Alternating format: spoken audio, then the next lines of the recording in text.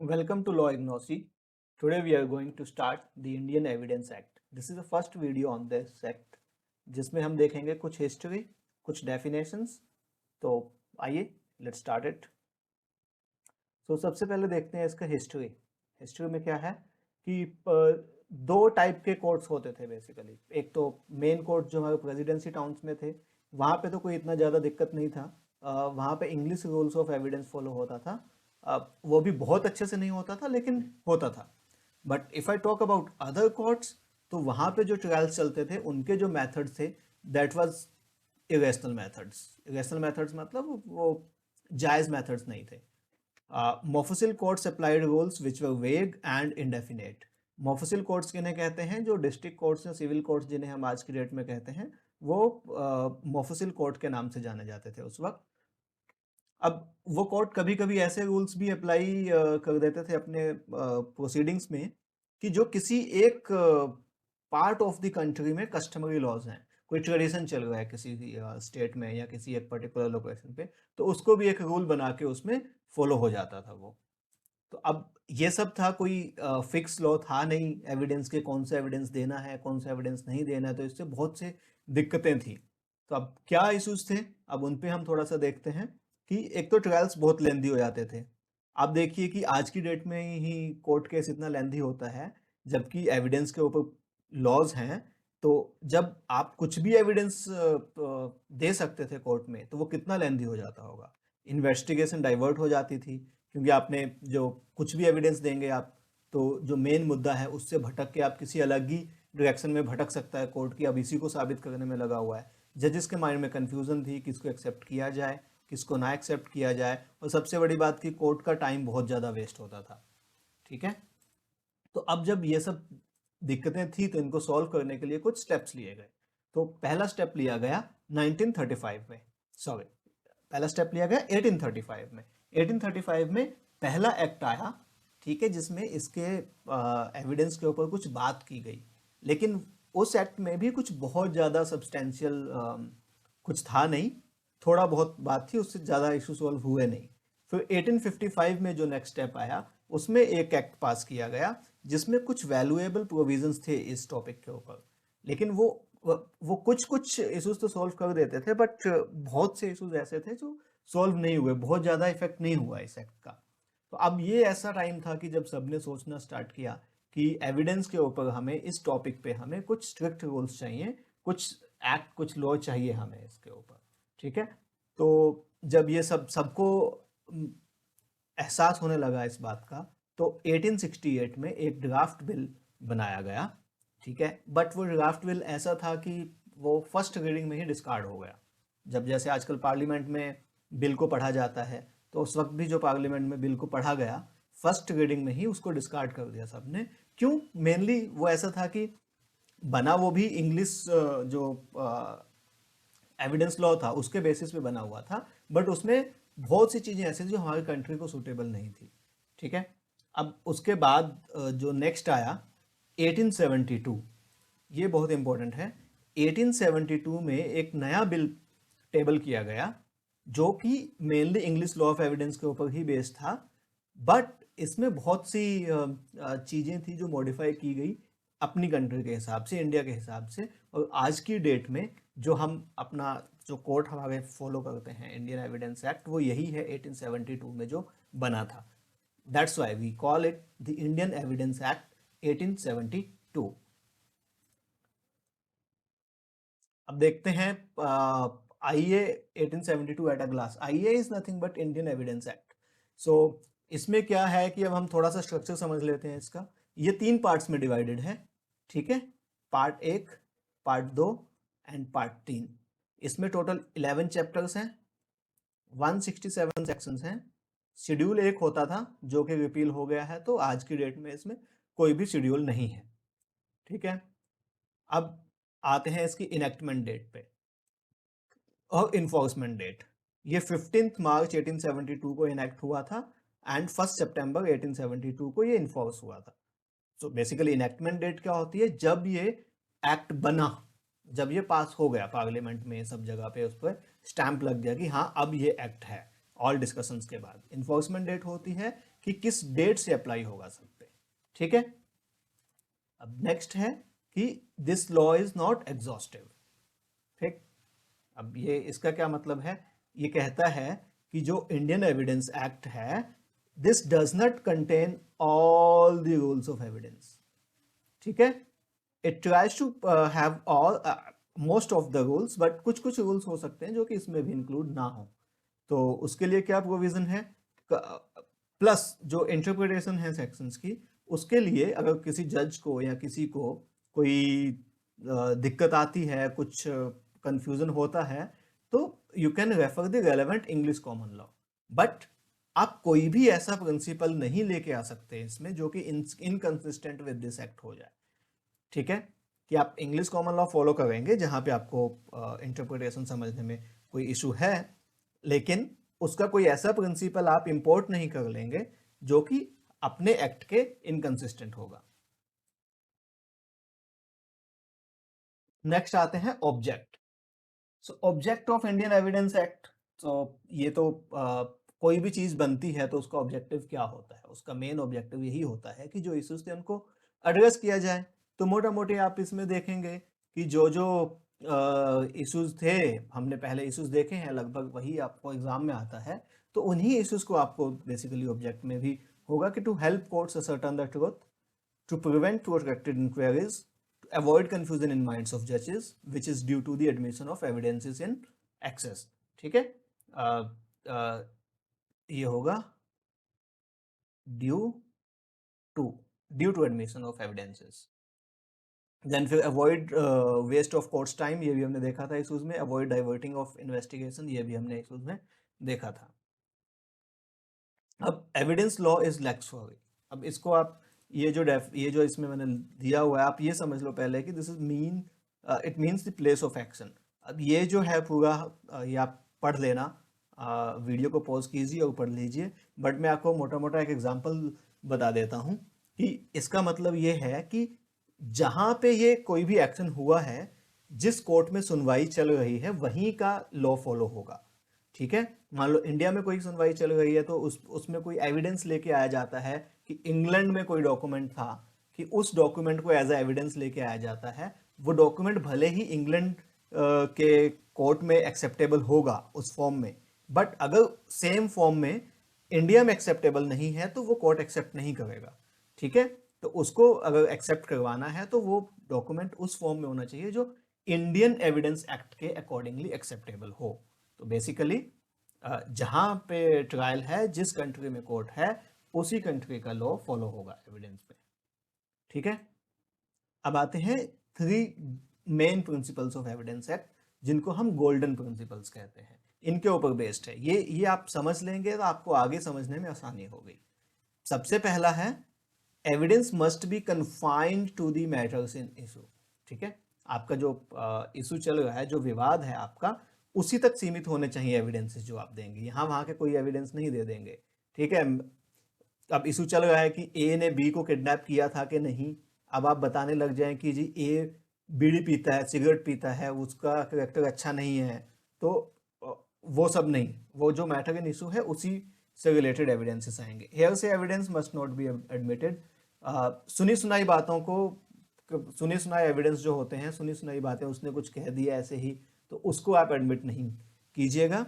The best evidence must be given in all cases. अब best evidence से आप ये मत समझ लेना कि जो बेस्ट एविडेंस होता है वही देना है। बेस्ट एविडेंस का मतलब है रिलेटिवली आपके पास 5 एविडेंसेस हैं, तो उन 5 में से सबसे बेस्ट कौन सा है, ठीक है। कि बाकी के 4 ऐसे ही देके कोर्ट का टाइम वेस्ट मत कीजिए, ठीक है। जो सबसे बेस्ट एविडेंस है वो दीजिए, ताकि फटाक से उसका जल्दी जल्दी उसको कंसिडर किया जाए और उस मुद्दे से आगे बढ़ा जाए, ठीक है। अब सेक्शन 1 में आ जाते हैं। सेक्शन 1 में क्या होता है कि जनरली आपको पता ही है कि सेक्शन 1 जो होता है वो आपका उसकी टाइटल और उसकी एप्लीकेबिलिटी को बताता है। तो टाइटल तो हमें पता ही है, द इंडियन एविडेंस एक्ट 1872। अब इसकी एक्सटेंट एंड एप्लीकेबिलिटी क्या है, ये पूरे इंडिया में एप्लीकेबल है, ठीक है। प्लस जो कोर्ट्स, किन किन कोर्ट्स में एप्लीकेबल होगा, ये किस जगह पे और किन कोर्ट्स में एप्लीकेबल होगा, वो है all judicial proceedings in or before any court including court martials other than court martials convened under the Army Act, Indian navy act, air force act, naval disciplinary act, सभी कोर्ट्स में applicable होगा India में, court marshals में भी applicable होगा, but इनमें नहीं होगा जहां जहां पे ये वाले एक्ट लगेंगे, ठीक है। एफिडेविट्स पे एप्लीकेबल नहीं होगा, ठीक है, तो ये एफिडेविट तो आपने खुद ही दिया होता है ना, तो उस पर एप्लीकेबल नहीं होगा, इसको भी हम आगे पढ़ेंगे डिटेल में। Not applicable to proceedings before an arbitrator, arbitrator पे भी एप्लीकेबल नहीं होगा।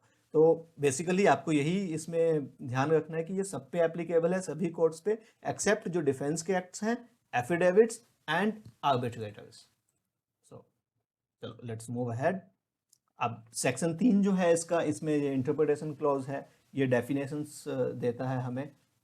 तो अब ये जो पहली डेफिनेशन हम देखेंगे वो है कोर्ट की, कि इंडियन एविडेंस एक्ट में जहां जहां भी वर्ड कोर्ट यूज किया गया है उसका क्या मतलब है, ठीक है। तो कोर्ट से मतलब होगा हमारा ऑल जजेस and magistrates plus all persons who are legally authorised to take evidence except क्या, आर्बिट्रेटर्स, ठीक है। आर्बिट्रेटर्स को छोड़ के बाकी जितने भी लोग लीगली ऑथराइज्ड एविडेंस लेने के लिए, उन सबको हम कोर्ट मानेंगे as per in the Indian evidence act. Next definition है फैक्ट की। फैक्ट में इसने लिखा है means and include. Means and include का मतलब क्या है कि यही डेफिनेशन है इसकी, इसके अलावा कुछ नहीं है, ठीक है। एनीथिंग, स्टेट ऑफ थिंग्स और relation of things capable of being perceived bye senses. Capable of being perceived bye senses मतलब हमारे जो सेंसेस हैं, हम उसे सुन सकते हैं, देख सकते हैं, है ना, ये सब सेंसेस जो अपनी हैं, उनसे उनसे उनको परसीव किया जा सकता है। या any mental condition of which any person is conscious. Conscious word is very important. जैसे आप वो कॉन्शियस होना चाहिए उस मेंटल कंडीशन के, वो भी एक फैक्ट माना जाएगा। जैसे मैं अभी जगा हुआ हूँ, मैं कॉन्शियस हूँ इस चीज के लिए, मुझे पता है कि मैं जगा हुआ हूँ, तो ये एक फैक्ट है, ठीक है। अब इसमें हम एग्जांपल्स देख लेते हैं थोड़ा सा। Certain objects arranged in a certain order in a certain place is a fact. जैसे ये मेरा कमरा है, इसमें एक टेबल है, उसके बगल में चेयर है और उसके नेक्स्ट एक बॉक्स पड़ा हुआ है, ये हम देख सकते हैं, ये एक फैक्ट है। अ मैन हर्ड और सॉ समथिंग, आपने कुछ देखा, कुछ सुना, वो भी एक फैक्ट है। A man hold certain opinion is a fact, अगर किसी का कोई सर्टेन ओपिनियन है वो भी एक फैक्ट है। अब रेलेवेंट का क्या मतलब है, अब रेलेवेंसी तो दो फैक्ट के बीच में आएगी ना, ठीक है। अब इसीलिए बोला गया है one fact is said to be relevant to another. एक फैक्ट किसी और फैक्ट से रेलेवेंट कब होगा, जब one is connected with the other, जब दोनों ऐसे कनेक्टेड हैं जैसे कि इस लॉ में जो प्रोविजंस दिए हुए हैं अंडर रेलेवेंसी ऑफ फैक्ट्स। अब इसको ध्यान से सुनिए, इसका क्या मतलब, बहुत सिंपल मतलब है इसका। ये रेलेवेंट की डेफिनेशन नहीं देता है एज इट इज, ये रेलेवेंट ये बताता है कि अच्छा पहले मैं आपको ये बता दूं कि ये जो रेलेवेंसी ऑफ फैक्ट है, ये जो हमारा है, ये आपका सेक्शन 5 to 55 है, ठीक है। अब इन सेक्शंस के अकॉर्डिंग जो भी फैक्ट्स रेलेवेंट होंगे, ठीक है, जो भी फैक्ट्स कनेक्टेड होंगे in any of the way as mentioned in section 5 to 55, उनको हम रेलेवेंट फैक्ट्स मानेंगे, ठीक है। अब ये सेक्शंस हम डिटेल में पढ़ेंगे आगे, तो अभी चलो आगे चलते हैं। Facts in issue. Facts in issue, अब ये बेयर एक्ट की डेफिनेशन है, आप इस पे अभी इतना मत ध्यान दीजिए, पहले हम एग्जांपल्स देखते हैं, ठीक है। एग्जांपल्स देख के फिर इसको समझेंगे। मोटा मोटी इसका जो मतलब होता है फैक्ट्स इन इशू का, कि जो फैक्ट, जो चीज मेनली कोर्ट में हम बहुत कुछ बोलते हैं, जैसे मैंने बोल दिया कि मैंने एलएलबी किया है, मैं यूट्यूब पे पढ़ाता हूँ, ठीक है। आपने भी मान लिया, ऑपोजिशन ने मान लिया कि हाँ ठीक है, ये सब ठीक है, फिर मैं कहता हूँ मैं तो बहुत बड़ा एक्सपर्ट वकील हूँ, मैंने तो उसको सजा दिलाई थी, ठीक है। अब यहाँ पे वो बोल देता है कि नहीं, ये एक्सपर्ट वकील नहीं है, इसने ये काम नहीं किया था, तो अब बस वो एक फैक्ट इन इशू होगा। फैक्ट तो ये भी है कि मैंने एलएलबी किया है, मैं यूट्यूब पे पढ़ाता हूं, ये भी फैक्ट है, लेकिन वो फैक्ट इन इशू नहीं बनेगा क्योंकि दोनों पार्टियां उस पर सहमत हैं, ठीक है। अब इसका अगर एग्जांपल हम देखें, तो जैसे मान लो ए इज अक्यूज ऑफ बीज मर्डर, मान लो ए ने बी का खून किया है, ये एक्यूजेशन लगा है उस पर, तो ए ने बी की डेथ किया है, ये एक फैक्ट इन इशू होगा। ए इंटेंडेड टू कॉज बीज डेथ, ए बी को मारना चाहता था, ये भी एक फैक्ट इन इशू होगा। A received sudden provocation from B, कि बी ने प्रोवोक किया ए को, ये भी एक फैक्ट इन इशू होगा। अब at the time of murder, उस टाइम पे was by reason of unsoundness of mind incapable of knowing its nature, कि उस टाइम पे जब मर्डर किया ए ने बी का, तो उसका माइंड अनसाउंड था, इसलिए वो कैपेबल नहीं था इसका नेचर समझने के लिए, कि उसको नहीं समझ थी कि उससे उसका मर्डर हो जाएगा। ठीक है, अब इसको हम देखते हैं थोड़ा सा इसकी डेफिनेशन को। Any fact from which either by itself or connection in connection with other facts, जाकि वो खुद से, कोई एक ऐसा फैक्ट जाकि वो खुद से या किसी बाकी दूसरे फैक्ट के कनेक्शन से किसी भी एग्जिस्टेंस, नॉन एग्जिस्टेंस, पहले इतना समझते हैं, एग्जिस्टेंस या नॉन एग्जिस्टेंस को या तो डिनाई करता है या असर्ट करता है। ठीक है, जैसे मैंने कहा कि मैं बहुत एक्सपर्ट वकील हूँ, मैं असर्ट कर रहा हूँ कि मैं बहुत एक्सपर्ट वकील हूँ, और आप असर्ट कर रहे हैं कि आप डिनाई कर रहे हैं इस बात को, तो ये एक फैक्ट इन इशू बन गया। ठीक है, अब खाली एग्जिस्टेंस नॉन एग्जिस्टेंस नहीं, किसी चीज का नेचर या उसका एक्सटेंट, एक्सटेंट मतलब सीमा, extent of any right, liability or disability, इनको अगर वो साबित या डिनाई करता है जो फैक्ट, तो वो एक फैक्ट इन इशू होता है, जो पार्टीज, एक पार्टी कहती है कि है, एक पार्टी कहती है नहीं है। ठीक है, अब नेक्स्ट डेफिनेशन हम जाते हैं डॉक्यूमेंट पे। Document means any matter expressed और डिस्क्राइब्ड अपॉन एनी सब्सटेंस, मतलब किसी भी सब्सटेंस के ऊपर लिखा हुआ है, एक्सप्रेस किया गया है bye means of letters, figures and marks. ठीक है, ये तीनों मीन्स से, या फिर more than one of these means. ठीक है, या तो अकेले लेटर्स हैं, या अकेले फिगर्स हैं, या अकेले मार्क्स हैं, या फिर लेटर्स, फिगर्स, मार्क्स इनका मिक्सचर है, कुछ लेटर्स भी है, फिगर्स भी हैं, intended to be used or may be used for the purpose of recording that matter। ठीक है, अब सीधा सीधा है इसका, कि आप समझ ही गए होंगे, कोई भी सब्सटेंस पे कोई भी ही चीज एक्सप्रेस की गई है जिससे कि आप किसी पर्पस को रिकॉर्ड करेंगे। ठीक है, रिकॉर्डिंग दैट मैटर। अब इसका अगर मैं एग्जांपल देखूं, तो अ राइटिंग, कुछ भी आपने लिखा हुआ है, वो एक आपका डॉक्यूमेंट है। वर्ड्स प्रिंटेड और फोटोग्राफ्ट, आपने कुछ वर्ड्स लिखे हुए हैं या उसका फोटो खींचा हुआ है, वो भी एक डॉक्यूमेंट है। एक मैप है, कोई प्लान है, वो एक डॉक्यूमेंट है। फिर किसी मेटल प्लेट पे या स्टोन पे कुछ लिखा हुआ है, इंस्क्रिप्शन मतलब उस पे कुछ लिखा हुआ है या कुछ मार्क्स हैं, तो वो भी एक डॉक्यूमेंट है। ठीक है, अब डॉक्यूमेंट में आपके इलेक्ट्रॉनिक डॉक्यूमेंट्स भी आ जाते हैं। नेक्स्ट है evidence. So evidence means and include, मतलब इसकी जो डेफिनेशन है वो अपने आप में ये कंप्लीट है। It it includes oral evidence and documentary evidence. अब ओरल एविडेंस क्या होता है?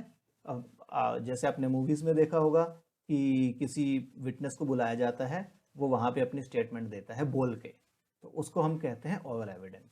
अब इसकी डेफिनेशन को भी ध्यान से सुन लेते हैं। All statements which the court permits or requires to be made before the court।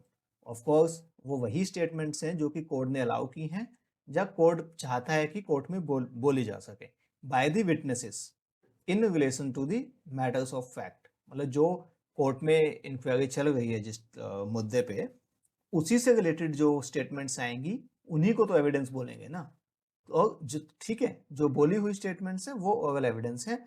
Second है डॉक्यूमेंट्री एविडेंस। अब डॉक्यूमेंट्री एविडेंस किसी भी डॉक्यूमेंट की फॉर्म में हो सकता है। अब इसमें नोट करने वाली बात है कि इलेक्ट्रॉनिक रिकॉर्ड्स भी डॉक्यूमेंट्री एविडेंस में आते हैं। जैसे आपके पास कोई वीडियो क्लिप है, कोई ऑडियो क्लिप है। ठीक है, अब हम इसमें एक बहुत इंपॉर्टेंट आता है कि एक जैसे एफआईआर, वो भी तो एक डॉक्यूमेंट है। क्या एफआईआर भी एक एविडेंस है कि नहीं? ठीक है, तो इस पे एक बहुत ही फेमस केस लॉ है, C Magesh versus state of Karnataka, जिसमें कोर्ट ने ये साफ साफ कहा है कि FIR is an evidence but it's not a substantial evidence. FIR evidence तो है, लेकिन ये सब्सटेंशियल एविडेंस नहीं है।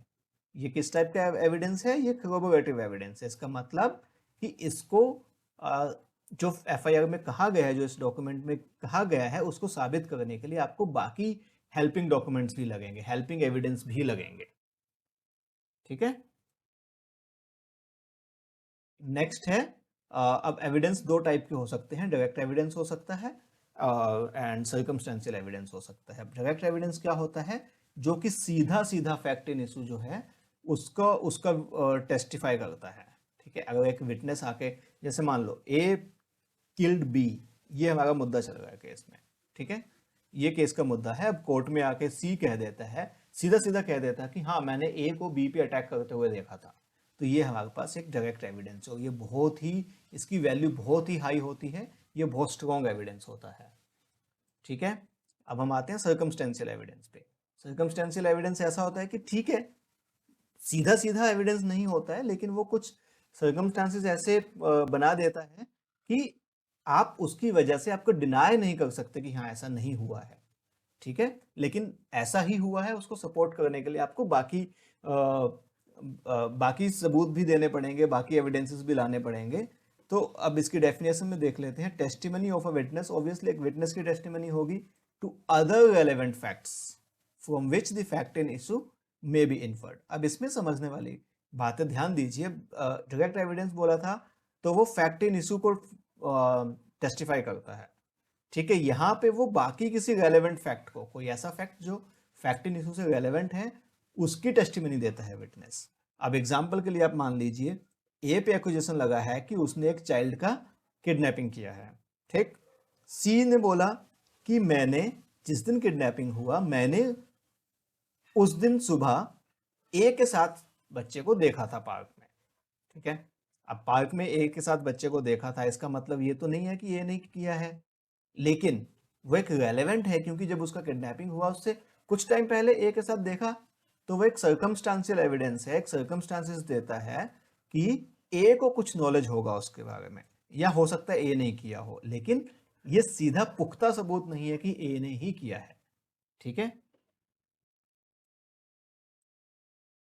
अब नेक्स्ट है prove, disproved and not proved. अब इसको ध्यान से देखिएगा। ये फैक्ट होते हैं कि कोई भी फैक्ट को हम प्रूव कब कह सकते हैं कि ये प्रूव हो गया है। ठीक है, a fact is said to be prove when after considering the matters before it court either believes it to exist. ठीक है, अब दो चीजें हो सकती हैं। जब कोर्ट ने सब मैटर सुन लिए उससे रिलेटेड, जब उसने सुन लिए तो या तो उसने बिलीव किया कि ये एग्जिस्ट करता है, ठीक है, या तो उसको ऐसा बिलीव हो गया कि इट डज एग्जिस्ट, या उसको ऐसा लगा कोर्ट को कि इसका जो एग्जिस्टेंस है वो इतना प्रोबेबल है कि उन सर्कमस्टांसिस में कोई भी इंसान जो है वो ऐसे ही एक्ट करेगा, मान के ही एक्ट करेगा कि यस ये एग्जिस्ट करता है। ठीक है, 100% नहीं हुआ कि इट एग्जिस्ट, बट उसका एग्जिस्टेंस की जो प्रोबेबिलिटी है वो इतनी हाई है, इतनी ज्यादा हाई है कि एक कॉमन इंसान को लगेगा कि हाँ ये एग्जिस्ट करता है। ठीक है, अब प्रूव्ड की हमने समझ ली है तो बाकी दिक्कत नहीं होगी हमें समझने में। डिस्प्रूव्ड जो है, इसमें केवल आपका यही है कि जहां जहां इसने बोला है कि after considering the matters before it court either believes it to not exist, it to not exist, ठीक है, और considers its non existence so probable that prudent man ought, under the circumstances of the particular case, act upon the supposition that it does not exist। ठीक है, ठीक उसका उल्टा हो गया ना, कि कोर्ट को सब मैटर सुनने के बाद लगा कि ये एग्जिस्ट नहीं करता है। ठीक है, अब नेक्स्ट आता है नॉट प्रूव्ड। अब कुछ फैक्ट्स ऐसे होते हैं कि जो ना तो प्रूव किए जा सकते हैं ना ही डिस्प्रूव किए जाते हैं, वो होते हैं नॉट प्रूव्ड। उनको हम कहते हैं these facts are not proved. That's it, thank you very much. अब आप वेट कीजिए, नेक्स्ट वीडियो जल्दी ही आएगा। नेक्स्ट टॉपिक में हम कवर करेंगे नेक्स्ट सेक्शन 4। ठीक है, तब तक के लिए थैंक यू।